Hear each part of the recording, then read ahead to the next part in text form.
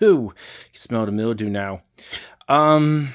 This is an unboxing video. Welcome to another installment of the resume, or video resume. Why do I keep on doing the resume before the video? I don't get it. But anyway, this is the video resume of my life, but also this is also tied into the my online radio station. I'm going to put in air quotes. Online radio station. Still working on it. It's a big project.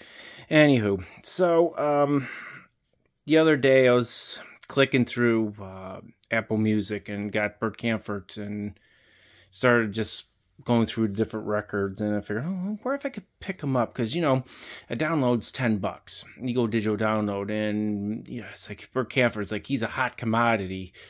So I figured, okay, well, let's just start monkeying around with online searches, eBay searches, what have you. Came across this. This was actually, I couldn't say a local eBay sale. So the person is based about 40, 50 miles away from me. So I consider that a local bit. And thing is, they're pretty much got a decent price onto it. So this is just an unboxing. It's just some stuff. It's kind of cool. I actually believe it's kind of cool. I actually own some of these. I'm going to flip it over right now. Ooh, it said $6 on them. The Longines Symphonette Society, or Recording Society, probably presents Sentimental Journey. So this is a bunch of the Longines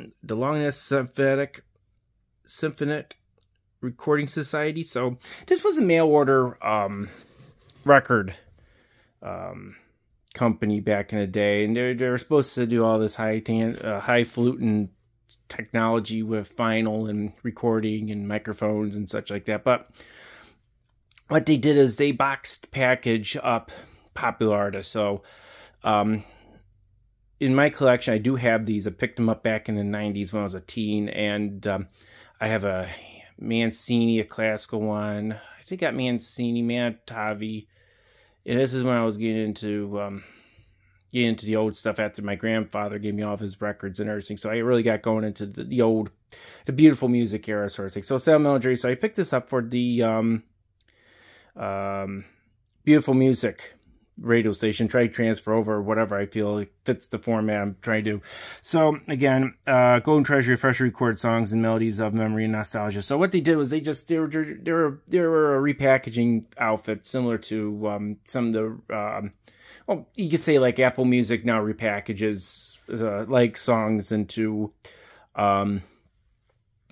formats and stuff and put them out into playlists. So this is like the first playlist sort of company per se. One of the first companies that do it. There are probably other ones. I mean, I'm thinking like the Pickwicks or sort of like a repackaging sort of thing where they took greatest hits or they made their own and make this happen. But this is actually going to be real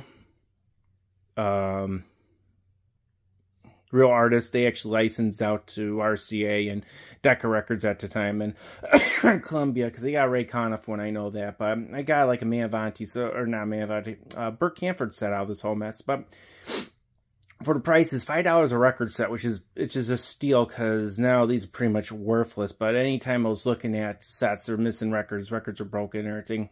So these are sometimes broken up in pieces, you know, missing or broken records or whatever. So I like it. Someone actually colored in. There had a little pencil work there. So these were priced highly at the time. They were high-end audio file records. Pressed on heavy vinyl, very heavy vinyl, like 180 gram, 200 gram vinyl. I mean, it's virgin vinyl too. It's very good stock. I mean, you feel the heft into it, and it's micro groove, and it was his stereo most times. So these guys had it on shop. They lasted until I think the mid-70s. That's when everything dried up, I think. I can't remember, but you know, it's like, correct me if I'm wrong. But anywho, so I got sets. So this is one set. As you see right there, we matched it up. Sentimental Journey. Okay, that goes onto the side. It's another one. This got banged up pretty bad, so would like to open up one. So this one has a Stephen Needy. And there we go. ABC Records. See, and that's the thing. They do actually have a courtesy of a record. So these are actually, you know, straight line recordings that you could pick up on their LPs or their singles and whatever. This is another one right here. There we go. This is the one I really want to pick up. So Strangers of Night. There's 5 records there. I think 6 into the Steve and Edie one. And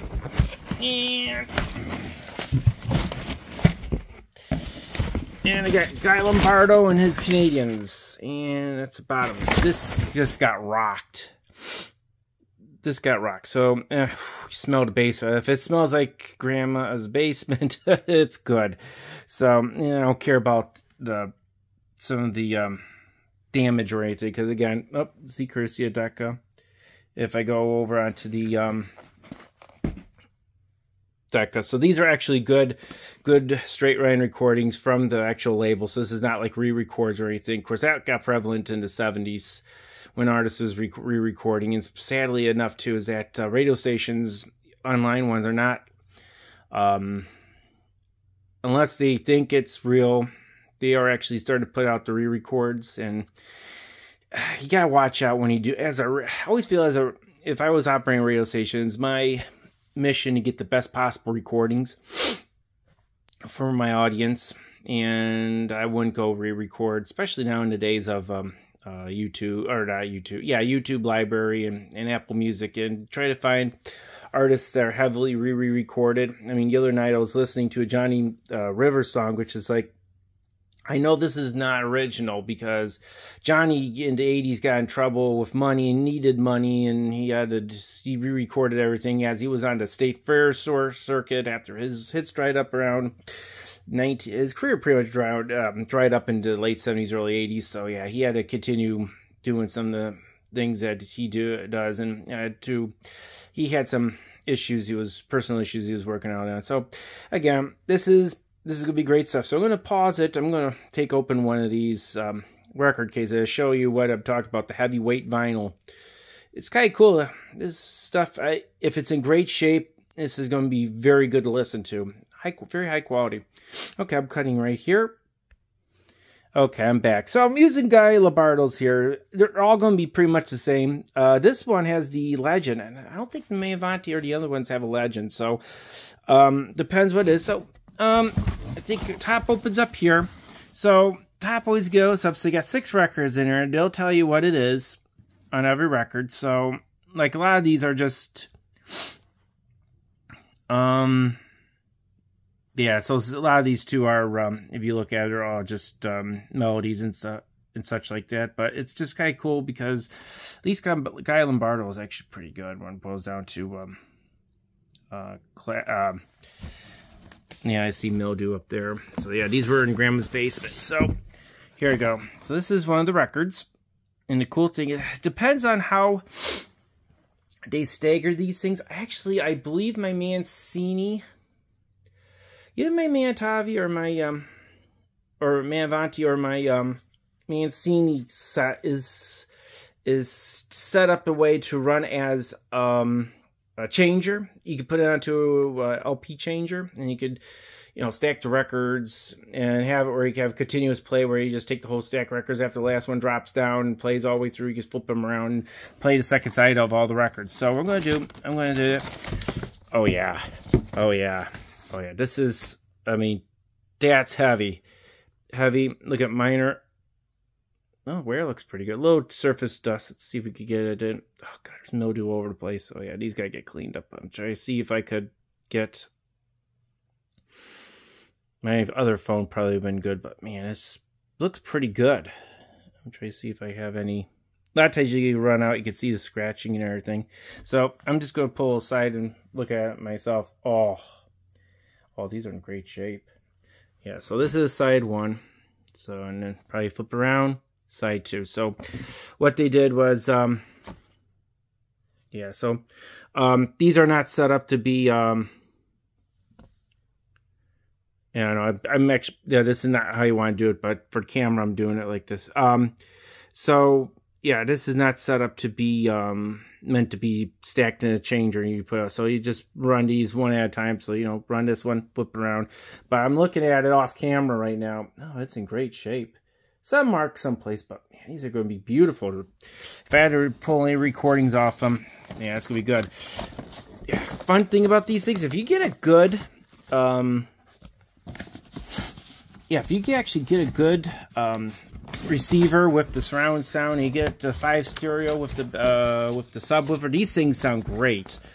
Again, very heavy, and you saw it's very fine record. It's very fine. So this is like technologically, when these went on sale, when you ordered them, these were not cheap.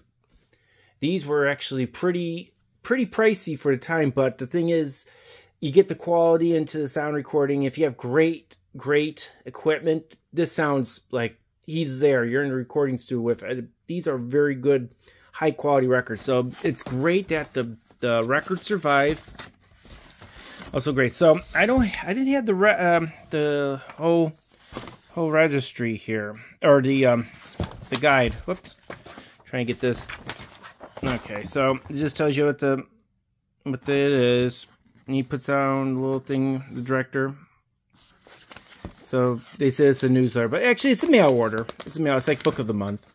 So to give you a little bit of a story on the legend of Guy Lombardo. So pretty much just a history of Guy Lombardo that they wrote up.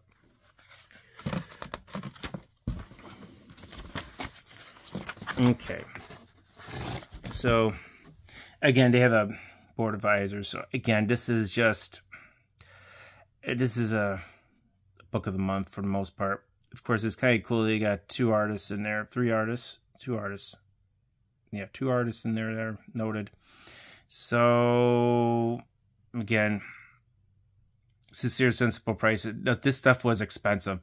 These were very pricey records when they say they're, but value-wise, for what you're getting top-of-the-line stuff. So that's kind of cool that came in with that one. I just put that aside. I'm not going to probably do Camfort one maybe, because this is supposed to be the one. Actually, this is the one I'm really interested in. Let me try to think. So initially at this place, this is probably an antique stall with $6. What the heck happened? Oh man, just really stuck in there. So I'll tell you how much I paid for it. So initially it was $20 free shipping, and the person says I'm going to give you 25% off, and it got down to $15 free shipping. And I knew the person was going to make out like a bandit for profit wise. Yeah, let's see, yeah. So yeah, they got some age. It got mildew. I mean, this has been in the basement. I mean, I'll tell you. Now, this one, if I can get it out. There we go. Yeah, get that. There we go. So, let's see here. Yeah. So, this one's actually meant to be changeable. So, you put this on the record changer, and you could, throw them all through. But again, let me see what they say. There's some drops on there. Not too bad. Some marks on it. Clean record. Very clean. There's a little bit of, can't pick up on the camera too well, but there's bit of a manufacturing defect on the side of this one. But yeah, again, they're very clean records. Again, this is a steal at $14.99 free shipping. Came to me, so I got a steal on these. I don't think sets like this are going for about $20. Or some sets, they have collections of sets or they're going for about $5 to $10, which 10 I think is a bit high because of the content, but at the same time too, this, if you just want like a greatest hits record set from the period, and you're going to get some hits, you're going to get some good key record cuts. It's just like a playlist sort of setup, but it's done by these guys, this Recording Society, which is mail order. Yeah, I'm the Burt Camford trade. This is actually some of his early stuff. This is probably dating like 67, 68. Because I think that's what I have is that the Society one for Manvanti's in late 60s. Mancini was, I think, 70, 71. Again, when these things, they said this is a, very expensive. If you had to buy all the records, everything, yes, it would be very pricey at, as a $3.98 a record at the time. Got almost $4.39 in some records. And you had to go get like the 10 records. They pull all these out. This is actually pretty good because you don't have all the filler. You could just go in and just run through. Because again, remember, these artists were putting out 2-3 records a year. And a lot of times it's just, they're constantly recording, and a lot of times it's filler and re-releases. So sometimes you get a record that's brand new, but it's like 2 or 3 new songs, and the rest is just filler from other records. And or if they had a compilation sort of thing, early days of compilations, they would have, again, 1 or 2 songs, and the rest of them are, hey, we're going to put out singles. We're just going to keep putting out releases or live. It was pretty haphazard when it boiled down to collections back in the day. So, but these are actually pretty good. So I'm actually pretty happy with this. I just was afraid that I got banged up because the box just got hammered onto the way the shipping. So, again, Post Office did a good job smashing this around for the 50 miles I had to go. Probably went over to Syracuse or Rochester from wherever it came from, back down to where I live. So, yeah, this is effectiveness and efficiency of the mail nowadays. Anywho, I got the other 2. I'll probably look at them later, but I just want to do an unboxing, just do a quick video, because it's been a while since I've been busy with some stuff. I'm going to do some outside YouTube or videos come shortly. Yeah, some of the outside stuff's going to be kind of cool. I'm rigging up some stuff. So, again, if you like videos like this, me unboxing some records for the radio station, which definitely I'm going to pull some of this stuff for, because it's probably better than some of the stuff I got. Again, 180 gram vinyl, 200 gram vinyl, can't complain too loudly, in stereo and fine groove. It's pretty cool. Like and subscribe. I try to do videos when I feel like it. Remember, I am doing this as fun. There is no sponsorships, no ads, unless it's YouTube ads. I do not have an agenda.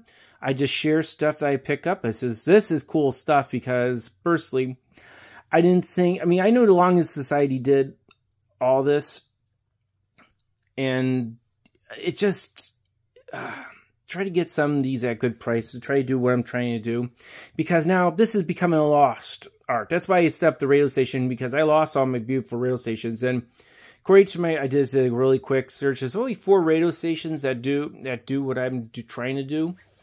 So, but who knows? There's probably other people doing micro broadcasting like I am, and I just, and the thing is, I get a newsletter for Northeast radio stations, and the guys that programmed or DJ'd the stuff, they're dying off. And the thing is, this is in most cases, like the Burt Camforts, this is high quality. This is high class. This is technically very good quality, high-end recording at that time in the 1960s. I mean, Burt was using 8-track recorders when everyone was still using 4. I mean, this is in Safe Fig 2 with Guy Lombardo. Guy Lombardo, he was getting, top-notch recording. I mean, the big bands were getting the best thing. Like Man Avanti, he was getting the best studio in London for Decca Records. I mean, it was so much so that other groups, and especially prog rock groups, were trying to get, hustle in whenever his guys weren't in there. And he had his guys, and they would shove them out because he didn't want any lawn cares at the time going in there and mess around with his equipment or his stuff. Yeah, and that reminds me of a few anecdotes from Moody Blues saying that when they're doing Days of Future Past, they wish they didn't have number 3. They had number 1, Man Avanti's studio, to do their recording in, because it would say just the dynamics and acoustics of it would just made the record just that much better. I mean, that's where the recording, that's why stuff like this is now getting lost, because there's no demand for it. I mean, everything is all the, hip hop, rap, and whatever, but no one's doing, or the pop music today is just junk, and it's just for mass production. It's just mass-produced mechanical pop music, but you don't realize this stuff of the time was the mass-produced pop music that it is, and it's done with a finite beauty and it's like, you can't describe it to some extent. It's just, there is a lot of high quality in it. And if you could get value and high quality out of a single song or a single record, it's beautiful. Even the junk stuff sounds good. I mean, that's the thing. There's some stuff I know it's like, okay, this is junk. Go on. Because there's always going to be a clunker into every record. And the thing is, I'm trying to get there's actually some ones that are not hits, or they weren't, pushed out onto the radio stations. They're pretty good. I mean, and the thing is like in Bert's case, he had some of the best German, session guys. His band was pretty good. He got the best session guys. Of course, this is the guy too that, You ever heard of the Decca Hamburg sides, the Beatles? He was at the helm of this. He made the Beatles pop. He actually got the Beatles a spot for, he made the Beatles viable to other record companies. Because remember, the initial time before he went to Hamburg, they were getting passed left and right as an amateur act. And remember, he was the one who sat there, told Paul John and maybe George, this is how you play a record. And this is how they got going. This gentleman right here did this. And you can see that it lined up everything to George Martin. And also George Martin, he was underrated when it boils down to it. He had some sides on the UK sides that he did with his band. And he actually did no arranging. And that's the thing I think helped the Beatles out, is that they hooked up with George Martin. And some of the arrangements he did to make the music from amateur, took the guy's amateur hour sort of act, because that was the problem. That's why they had to go to Hamburg, because of drying up opportunity, and also to expand their horizons. So to become a recording artist, they had to go places and play. And same thing, like groups like Moody Blues went to France and Belgium. Petula Clark went all over the European continent. She mainly focused, well, she lived in France for more time to get away from taxes, but she based her operation after mid-60s out of France, because that's where she played well. She played well also in Spain and Italy too. So these artists went, post-war artists went pretty much continental to get arrangement. Bert, on the other hand, he went the opposite way of the English acts, is that he was going up into England. Badavanti, same thing. He went up into England to find a better audience after the war. And Bert too, he got, as well as Badavanti, they both got exposure from their UK connections to the Americas. And without that, these guys wouldn't be known as their huge artists that they are today. And they're notable. So again, that's my rant again. If you like stuff like this and me talking about records and such, we got the Mile Railroad thing going on. We got the ditch digging thing going on, fruit tree thing digging on, train show thing digging on. So again, I gotta be doing some dumping here. I gotta clean out some memory cards. We're gonna be doing some over the summer we'll be cleaning out memory cards. I gotta get the rough and ready to get together. I charge that up so I could put that onto the tractor. I could do some diary work today. So again, thank you very much for watching, and see you guys later, and less ranting.